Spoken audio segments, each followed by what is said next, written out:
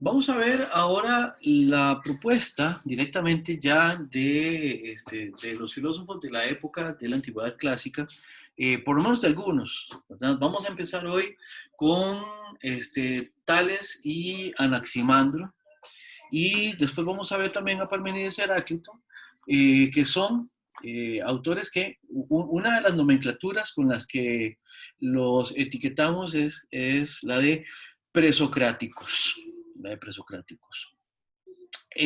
Vamos a ver. ¿A qué le suena la palabra presocráticos? Empecemos por ahí. Di, profe, De que Sócrates. estuvieron antes de Sócrates. Ajá. Efectivamente, previos a Sócrates. Efectivamente.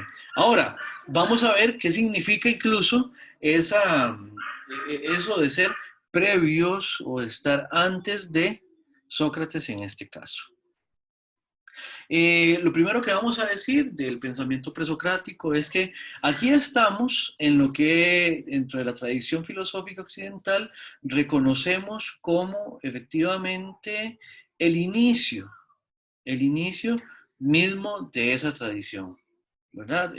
O sea, estas son las pruebas, las primeras propuestas filosóficas que tenemos en la historia de lo que llamamos filosofía occidental. En ese sentido, es importante porque estamos discutiendo cosas que se discutían en los orígenes de las propuestas, en los orígenes de la reflexión filosófica como tal, y vamos a ver de ahí con qué todavía nos podemos identificar o cómo de alguna manera estamos todavía relacionados con esta propuesta. Permítame un momento. Ahora, se le llama efectivamente presocráticos por una anterioridad, pero esa anterioridad tiene que ver, obviamente, en primer lugar, y en ese sentido, el epíteto es completamente diáfano, completamente transparente.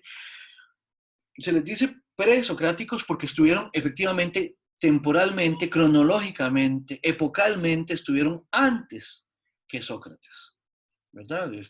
Vivieron antes que Sócrates e hicieron sus propuestas antes que Sócrates. Pero además podemos decir, por eso ven que aquí anterioridad está entre comillas, con una cierta anterioridad, porque no lo vamos a entender solamente como una anterioridad cronológica, sino también la vamos a entender como una anterioridad temática, en el sentido de que cuando se estaba generando la producción filosófica, esta primera que estamos revisando, los temas que se trataban eran distintos a los temas que surgieron una vez que ya Sócrates entra en escena.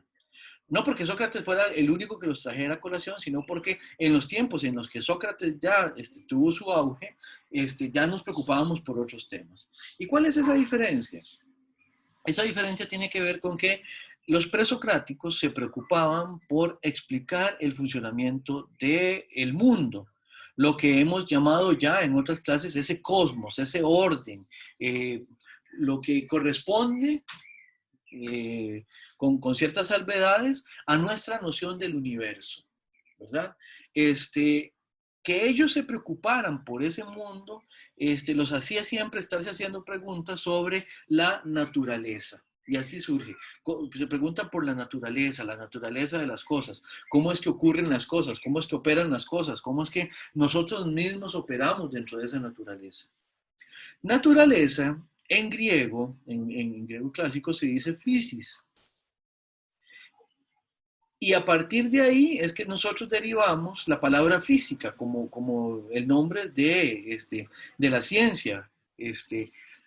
Al ellos estarse preguntando sobre la naturaleza, se hacían preguntas así, sobre la naturaleza, perifíseos.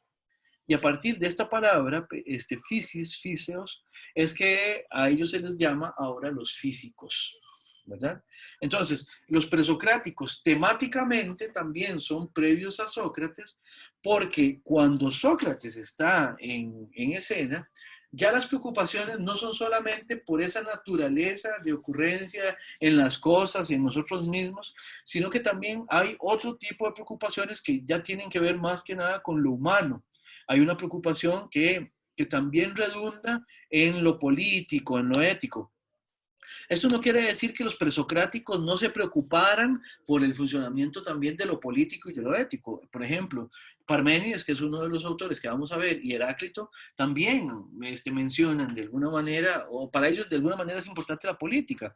Parménides mismo fue político y Anaximandro mismo fue político y Heráclito también en algunos de sus fragmentos introduce el tema político. Pero como una línea general, podemos decir entonces que el tema de su preocupación filosófica también es de alguna manera importante, al punto que también a partir de eso es que les tenemos un nombre, les tenemos una nomenclatura, una etiqueta. En este caso, los físicos. Una característica importante que tienen estos autores presocráticos es que ellos van a buscar, van a tratar de explicar las cosas a partir de un principio. O sea, quieren generar una explicación que encadene las cosas con el funcionamiento de un fundamento que dé cuenta de por qué las cosas operan como operan o son como son. En ese sentido, digamos, es que ellos hacen una propuesta a propósito de el arjé que va a explicar las cosas. Arjé es una palabra que traducimos como principio, ¿verdad? Pero también es una palabra que tiene que ver con un fundamento, por decirlo así. Fundamento como una metáfora incluso de construcción. En una construcción, en una casa, en un edificio, los cimientos, los fundamentos son eso que está en la pura base, ¿ya? Los cimientos, los fundamentos, y encima de eso se construye todo lo demás. Por eso es que los fundamentos siempre tienen que ser muy fuertes, muy sólidos, tienen que tener la capacidad de soportar lo demás. Por eso es que los fundamentos son importantes. Bueno, para estos autores, la preocupación por cómo es que funcionaban las cosas los hacía preguntarse por cuál era ese basamento, ese punto de inicio, ese punto fundamental sobre el cual podríamos montar el resto de las explicaciones.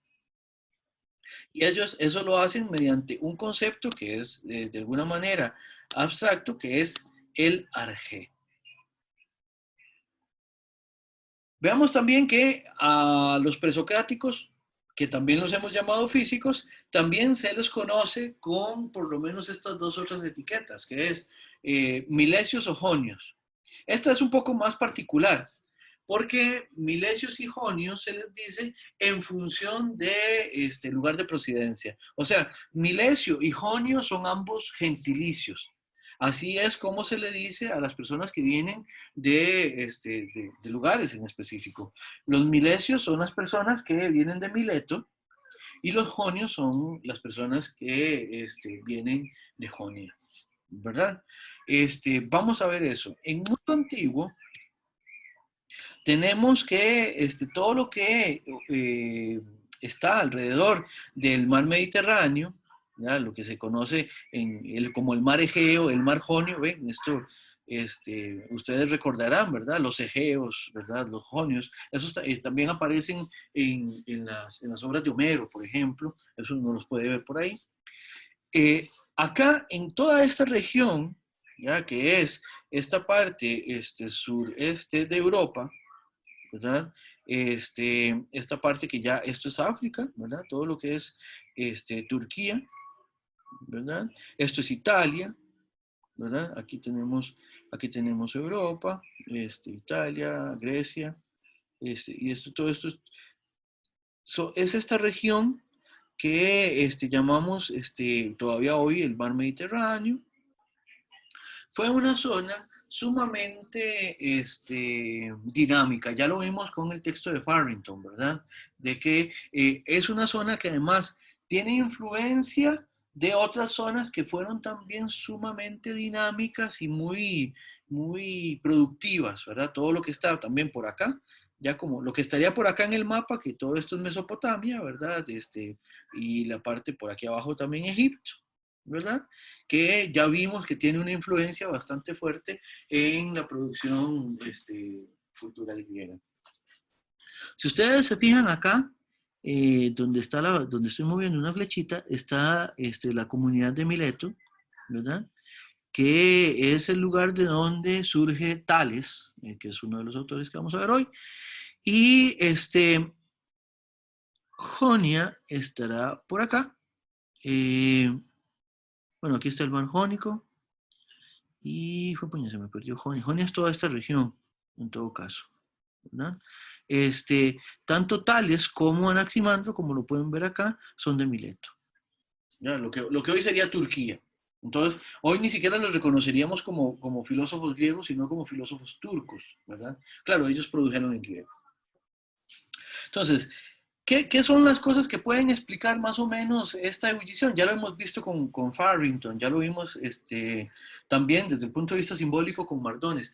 Hay inquietudes explicativas que surgen en este entorno que son fundamentales para entender el inicio de ciertas respuestas alternativas y el inicio, por lo tanto, también de la propuesta que vamos a reconocer como filosófica en la antigua Grecia. Para esto, vamos a ver el extracto de un video de uno de los capítulos de la serie Cosmos, de la original, de Carl Sagan. Entonces, vamos a ver la continuación. Bueno, como hemos visto en el video, y como hemos ya discutido y como ya le hemos leído al profesor Farrington, esa dinamicidad, esa propuesta, esa inquietud, digamos, que había en todo este entorno geográfico en aquel momento, causó que las formas más tradicionales, más religiosas, más míticas de pensamiento, se pusieran en tela de juicio, se pusieran en entredicho, ¿verdad? Y en función de esto se proponen alternativas que recurren a otro tipo de herramientas. O sea que van a tratar de explicar las cosas con otros recursos simbólicos y que de alguna manera operan nuestra manera de entender lo material de manera distinta. Hoy vamos a ver a Tales y a Anaximandro, así como una pinceladita muy por encima. Una de las propuestas más interesantes que tienen estos autores es que el arjé que proponen, el principio explicativo, ese fundamento explicativo que ellos proponen, es un elemento un único fundamento a partir del cual se explica todo lo demás.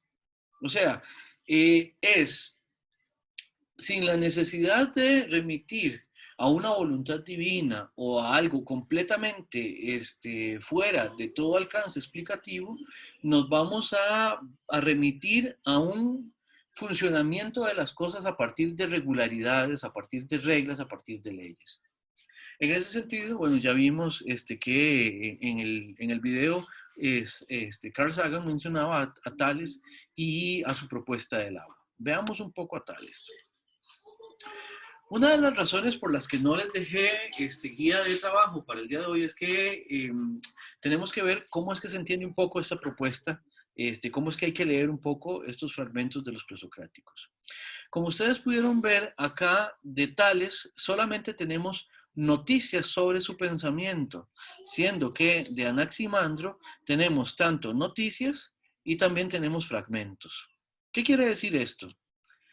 Las noticias de que tenemos sobre los presocráticos Son, por así decirlo, como referencias que encontramos en otros pensadores que mencionan la obra de estos presocráticos y su propuesta, algo así como lo que ustedes tienen que hacer en la tesina a la hora de utilizar citas y hacer referencias. Bueno, como ven acá, estas primeras noticias son unas de Aristóteles, otras de Plutarco, otras del Heráclito Homérico, ¿verdad? Que son autores que conocían la obra, en este caso de Tales, y en su propia producción lo que hacen es que se refieren a Tales. Si ustedes van a una librería a buscar un libro escrito por Tales, no lo van a encontrar, porque no tenemos directamente el libro propuesto por Tales, sino que lo que tenemos son colecciones, por así decirlo, de las referencias que sobre Tales hicieron otras personas. Afortunadamente tenemos acceso a esos otros autores que hicieron referencia a la obra de Tales, porque así es que podemos conocerla hoy en día. Si no, se habría perdido irremediablemente. Entonces, vamos a ver. Tales, como lo mencionaba Carl Sagan, es el primer filósofo de lo que conocemos como la tradición filosófica occidental. Es un gran mérito. Tales se dedicó a otras cosas. Me imagino que en el colegio ustedes habrán visto algo sobre Tales, especialmente en matemáticas. Es probable que también lo hayan visto en materia de filosofía, si llevaron filosofía, pero era una mente inquieta, era un hombre que muy observador de las cosas del mundo, de las cosas que tenía alrededor, y con una inquietud. La pregunta que se hacían estos autores presocráticos era, vamos a ver, ¿cómo podemos explicar, digamos, que haya árboles, que haya piedras, que haya seres humanos, que haya seres vivos, que haya seres inertes? ¿Cómo podemos explicar todo eso?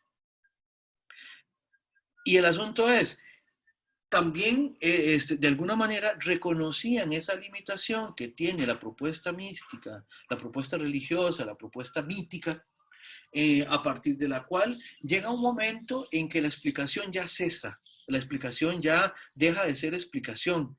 ¿Cuándo? Cuando llega a una primera explicación, más allá de la cual ya no se puede cuestionar nada más.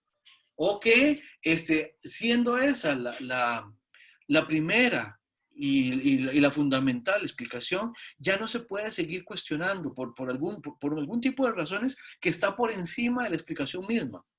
Vamos a ver, Tales propone que el fundamento a partir del cual se explica todo es el agua. O sea, todo funciona a partir del agua. ¿Ya?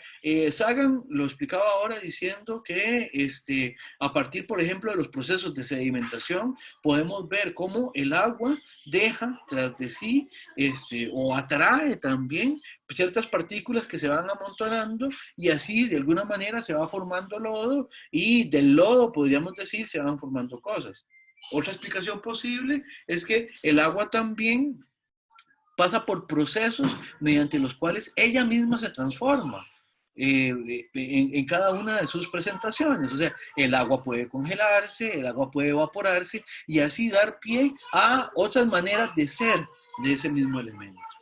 Entonces, a partir de ver esas transformaciones, a partir de ver esos procesos, es que puede surgir la propuesta teórica, la propuesta observacional, la propuesta, incluso la hipótesis de que todo lo que conocemos es en última instancia agua. Que sea en última instancia agua quiere decir que es una transformación del agua o que responde también a los procesos que el agua introduce en el movimiento de las cosas. ¿Se entiende? O sea, todo en última instancia remite explicativamente al agua. ¿Cuál es la diferencia de esto con proponer, por ejemplo, en un primer fundamento a una divinidad? Por ejemplo, ya no el agua, sino Poseidón. La diferencia está en que el agua tiene una forma de funcionar que puede ser explicada, que puede ser conocida. En cambio, por ejemplo, explicar a Poseidón como una divinidad que podría en última instancia también estar detrás del mar, del agua y todo esto, tiene el problema de que como se le asigna además una personalidad, una capacidad de decisión y además en muchos casos la capacidad de tomar esas decisiones de manera arbitraria, el problema es que ya eso saca de las manos de nuestra explicación la posibilidad de entender cuáles son los procesos y hacia dónde van los procesos. ¿Por qué? Porque si simplemente Poseidón se levanta de mal carácter, ¿verdad? Puede introducir cambios en las cosas de una manera que uno no lo puede prever, que uno no lo puede predecir. Y los griegos notaron, ya en la Grecia antigua, ya se sabía que las cosas ocurren con regularidad. Y con una regularidad que ha sido observacionalmente manifiesta durante muchísimo tiempo.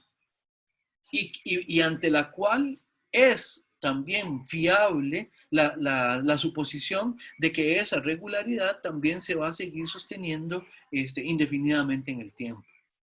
Entonces, de lo que se trataría es de ver cómo poder entender esa regularidad como tal cosa, como una regularidad, como algo que opera según reglas de operación, según leyes de operación. Ahora, uno puede decir que todo viene del agua en sí mismo se parece mucho al pensamiento mítico, porque al final de cuentas uno dice, bueno, y estos audífonos, la rigidez de este plástico, ¿a qué remite? En última instancia, al agua también. El cuerpo de Sanchitos, lo vamos a explicar también como algo que deriva del agua y de sus procesos, del agua directamente o de los procesos. A Tales creo que le encantaría el dato de que nuestros cuerpos están compuestos en un 70% de agua, que de la misma manera que la Tierra en su totalidad es más o menos un 70% de agua. Él diría, y lo otro también, ¿ya? El otro 30% también, solo que está en una fase distinta, en una presentación distinta, pero viene también del agua. Hay quienes han teorizado de que Tales le daba esa importancia al agua por ver lo importante que era el agua para la vida, para los seres vivos, para la alimentación de los seres vivos. Esto de que el alimento, el primer proceso que tenemos que darle es el de la masticación y básicamente humedecerlo para poder ingerirlo. Eso le hacía a Tales confiar y pensar que el agua era fundamental precisamente para la explicación de todo lo que ocurría. Aquí hay una cosa que decir. Como lo decía Farrington, tenemos con Tales y con estas propuestas presocráticas el inicio del conocimiento que se basa en una profunda y curiosa observación del entorno. Eso es fundamental para este tipo de propuestas. Tienen que observar lo que está ocurriendo para que además surja la necesidad de preguntarse por qué es que las cosas ocurren como se dan, por qué las cosas operan de la manera en que lo hacen. Esa observación es crucial para este tipo de propuestas. Pero más allá de esto, además, dan un paso más, no se quedan solo en la observación, dan un paso más, que es el hecho de, por medio de una explicación que no es en sí misma evidente, o sea, que no es en sí misma observable, proponen un funcionamiento de las cosas a partir de una explicación que es en sí misma abstracta.